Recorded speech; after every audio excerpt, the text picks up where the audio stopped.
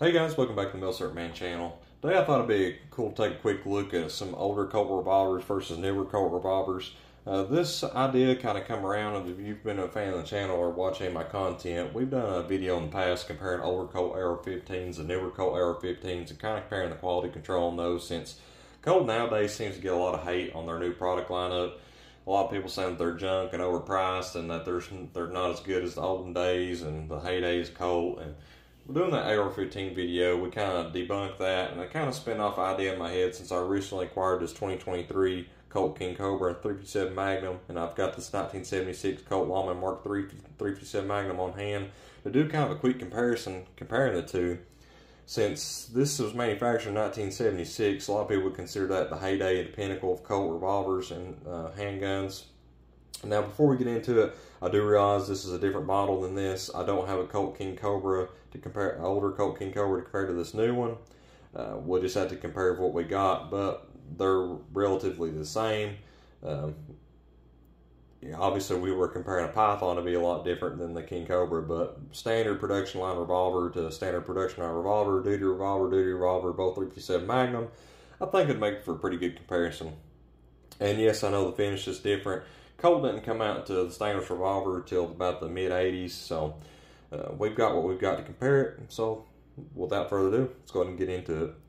Now, you notice right off before we get into it, we're going to check, make sure we're clear, and we're clear. Now, you notice that beautiful Colt Royal Blue, and that's kind of what Colt was known for many, many decades. I do realize this revolver has some corrosion on it. That was like that when I got it. Obviously, would have never gotten that if it was in my possession, but I digress. We see that beautiful royal blue, and we can see all that fit and finish on this revolver. This is fine. Ignore the corrosion. You know, that was not Colt's fault. That's some fault of the owner prior to not take proper care of this firearm. Now, if you notice that beautiful colored case hardening on that hammer, and cock it back and get a better look at that beautiful colored case hardening. Now, it's important to note this revolver and the newer one both have frame-mounted firing pins. I believe that is indicative of all Colt revolvers that are double and single action. Now, Smith & Wesson revolvers didn't come up with the frame-mounted firing pin until much later. Originally, their firing pins were mounted on the hammer, and due to some legal reasons, they had to change that in the past. So all new Smith & Wesson handguns have that frame-mounted firing pin, just like these Colts do.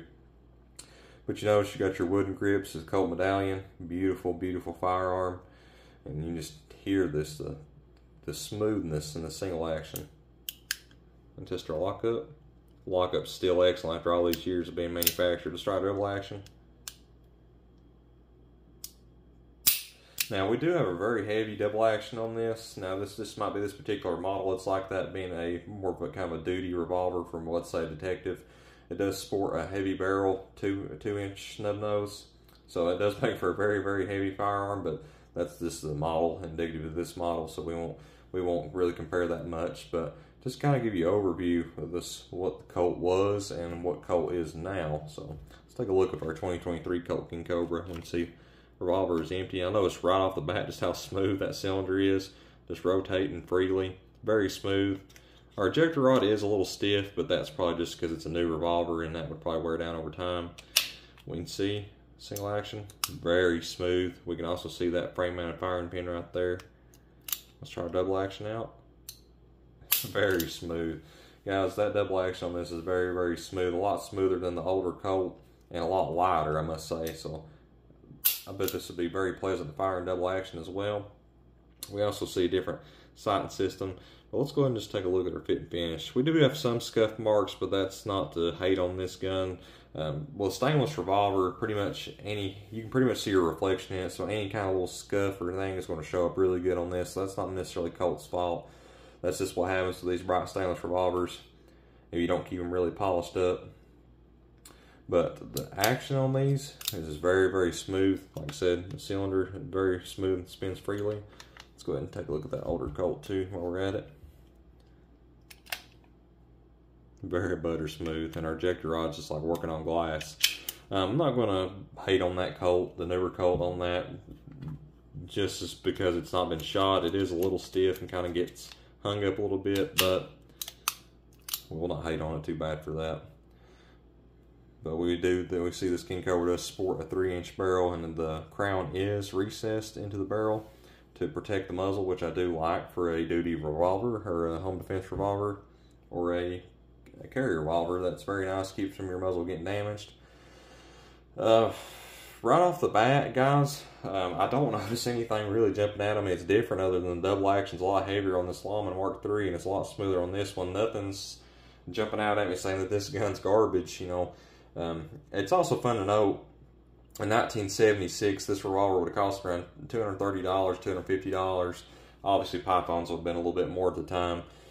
This revolver MSRP is $900, but if you adjust $230, $250 to inflation today, it's just a smidge over $1,000. So these revolvers are pretty much almost the same price, and just think that's kind of neat just to see.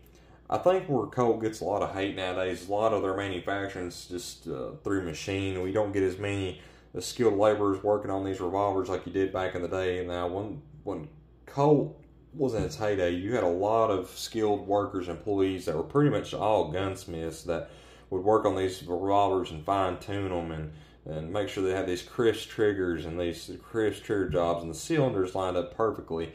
And you know, a lot of that labor is gone now at Colt, and you just have mostly done by machine, and to get this mass produced at still the same cost, because if you still took all those skilled labor forces that you do nowadays and done it like they did then, this revolver would be a lot more.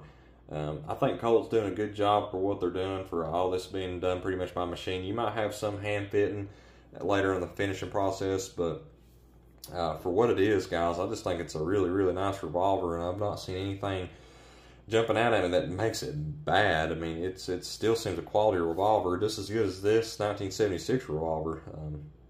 It's just as good in my opinion, guys.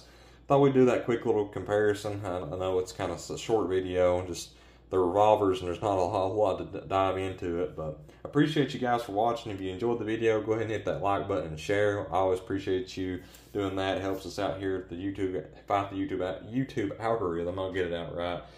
Always helps us fight that, and we enjoy getting our content out there, and I appreciate you guys watching. But anyway, I'll sign off. You guys have a blessed night, and God bless.